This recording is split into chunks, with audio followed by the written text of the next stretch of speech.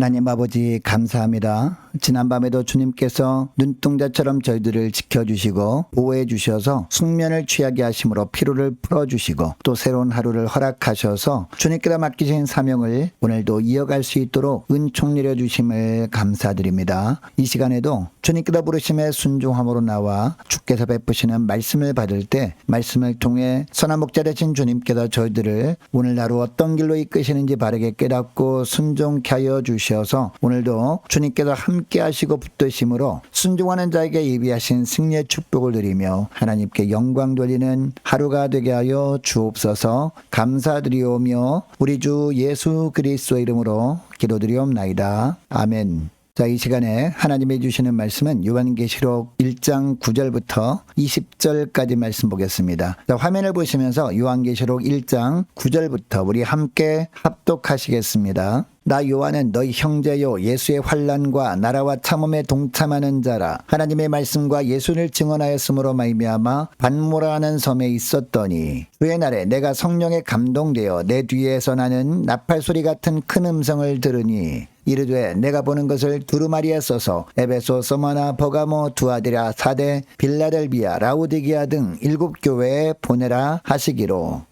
몸을 돌이켜 나에게 말한 음성을 알아보려고 돌이킬 때에 7 금촛대를 보았는데 촛대 사이에 인자 같은 이가 발에 끌리는 옷을 입고 가슴에 금띠를 띠고 그의 머리와 털의 희기가 흰 양털 같고 눈 같으며 그의 눈은 불꽃 같고 그의 발은 풀무불에 단련한 빛난 주석 같고 그의 음성은 많은 물소리와 같으며 그의 오른손에 7 뼈리 있고 그 입에서 좌우에 날선검이 나오고 그 얼굴은 해가 힘있게 비치는 것 같더라. 내가 볼 때에 그의 발 앞에 엎드러져 죽은 자 같이 되매 그가 오른손을 내게 얹고 이르시되 두려워하지 말라. 나는 처음이요 마지막이니 곧 살아있는 자라. 내가 전에 죽었었노라. 볼지어다 이제 세세토록 살아있어 사망과 음부의 열쇠를 가졌노니 그러므로 내가 본 것과 지금 있는 일과 장차 될 일을 기록하라. 내가 본 것은 내 오른손의 7 뼈의 비밀과 또 7 금촛대라. 7 뼈는 7 교회의 사자요 7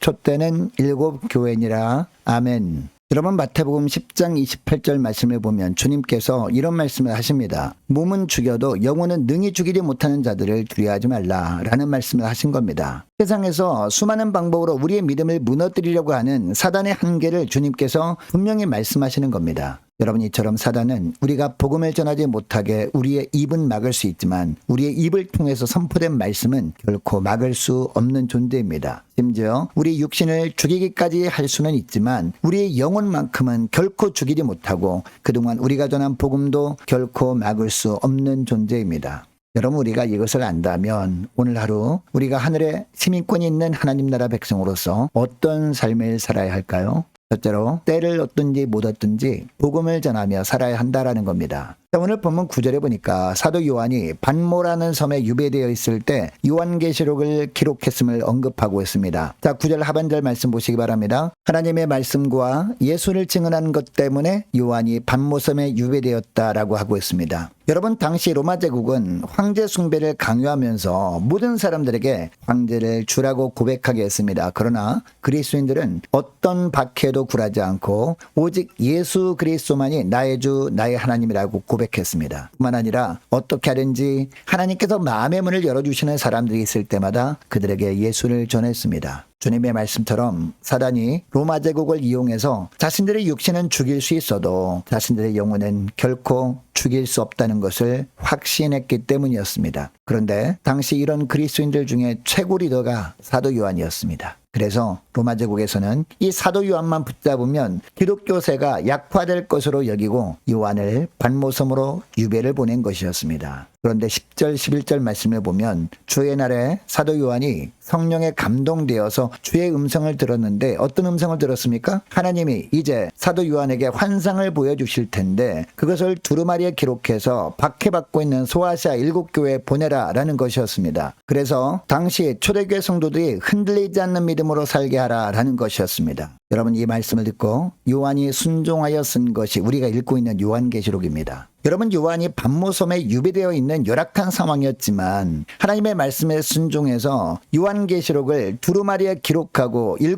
교회에 보낼 수 있었던 이유가 뭘까요? 사단이 로마 제국을 이용해서 자신의 몸은 가둘 수 있고 심지어 자신의 육신을 죽일 수도 있지만 하나님의 말씀만은 결코 없앨 수도 없고 막을 수도 없다라는 것을 확신했기 때문이었습니다. 여러분 로마 제국이 사도 요한은 반모섬에 유배를 보내므로 육신은 가둘 수 있었습니다. 그러나 주님을 향한 요한의 열정만큼은 막을 수 없었습니다. 더 나아가 요한을 통해 일하시는 하나님은 더욱더 막을 수 없었습니다. 여러분 오늘 본문의 말씀처럼 이 요한계시록은 사도 요한에 의해서 기록되어져서 당시 소아시아 7 교회에 전해졌습니다. 그리고 교회를 중심으로 이 말씀이 로마 제국 전역에 전파되었습니다. 사단은 로마를 통해 복음을 어떻게든 막아보려고 했지만 요한계시록을 통해 구원받는 백성은 더더욱 많아졌습니다. 결국 313년이 되었을 때 밀라노 칙령으로 기독교가 로마 국교가 됩니다. 결국 교회가 승리하게 된 겁니다.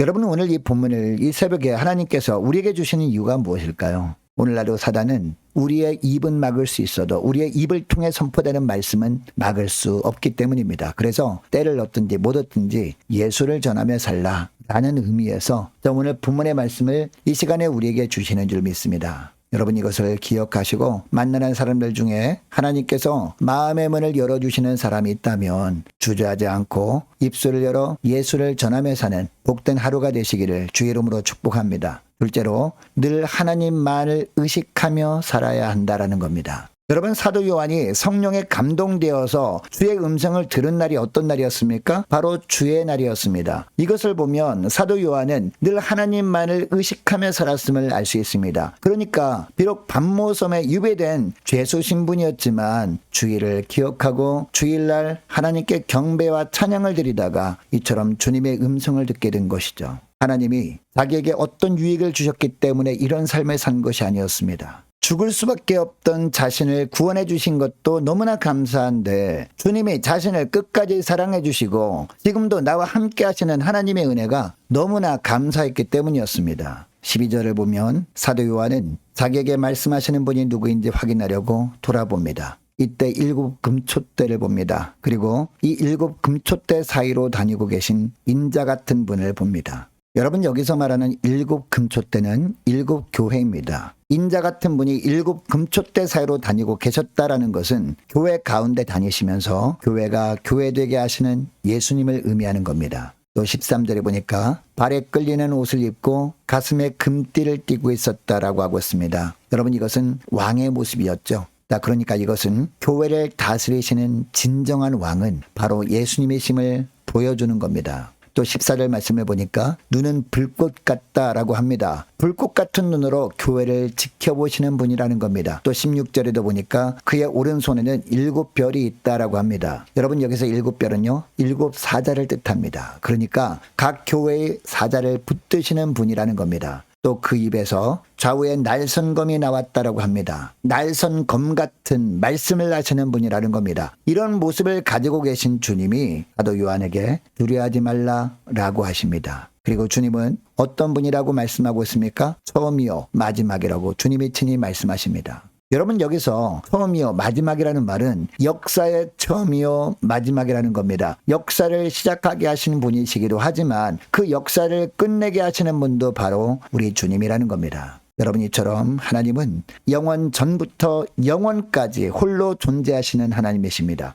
그리고 믿음으로 사는 자들과 늘 함께 하시는 하나님이십니다. 그러니까 아무리 믿음으로 인한 고난 가운데 있어도 결코 흔들리지 않고 하나님만을 의식하며 살아야 하는 겁니다. 그래야 늘 붙들어 주시는 하나님께서 필요할 때마다 부어주시는 그 하늘의 능력으로 끝까지 최후 승리를 확신하며 흔들리지 않는 믿음으로 살게 되는 줄 믿으시기 바랍니다. 자, 오늘 말씀을 기억하며 이 시간에 말씀 붙들고 기도할 때 이렇게 기도했으면 좋겠습니다. 하나님, 저희들 하늘의 시민권 있는 자들로서 때를 얻든지 못 얻든지 힘있게 복음만 전하며 살게 하시고 영원하신 하나님께서 늘 함께하고 계심과 하나님께서 최후 승리를 주실 것을 확신하며 하나님만을 온전히 의식하며 하나님만을 경배하며 사는 믿음의 종들 되게 하여 주옵소서. 간절히 기도하는 이 새벽 될 수 있기를 원합니다. 계속해서 기도하기를 원하는 것은 모든 구역 식구들 한 사람 한 사람 이름을 불러가며 기도하기를 원하고 각 가정의 자녀들 이름을 불러가며 함께 기도하기를 원합니다. 또한 저와 여러분 개인을 위해서도 이 시간에 함께 기도하기를 원하는 것은 무엇보다 어지러운 세상 속에서 바른 영적 분별력을 가지고 살아갈 수 있도록 은총 내려 주옵소서. 함께 기도하기를 원합니다. 8월 14일부터 16일까지 진행되는 청년부 수련회를 위해서 함께 기도하기를 원합니다. 날씨를 주관하시는 주님께서 좋은 날씨 주시고 은혜 충만한 시간 되도록 도와달라고 함께 기도하길 원하고 또한 안전 지켜 주옵소서. 함께 기도하길 원합니다. 자, 올해 세워진 일꾼들을 위해서 교회 재정을 위해서 이 시간에 함께 기도하길 원하고 유초등부 중고등부 청년부를 위해서 남녀 전도회와 각 구역을 위해서 이 시간에 함께 기도하길 원합니다. 많은 환우들을 위해서 기도해 주시기 바라고 취업을 앞둔 청년들을 위해서 선교사님들 가정들을 위해서 나라와 민족을 위해서 우리 교회 앞날을 위해서 또한 저와 여러분이 가지고 남은 기도 제목을 놓고 이 시간에 함께 기도하길 원합니다. 기도하겠습니다.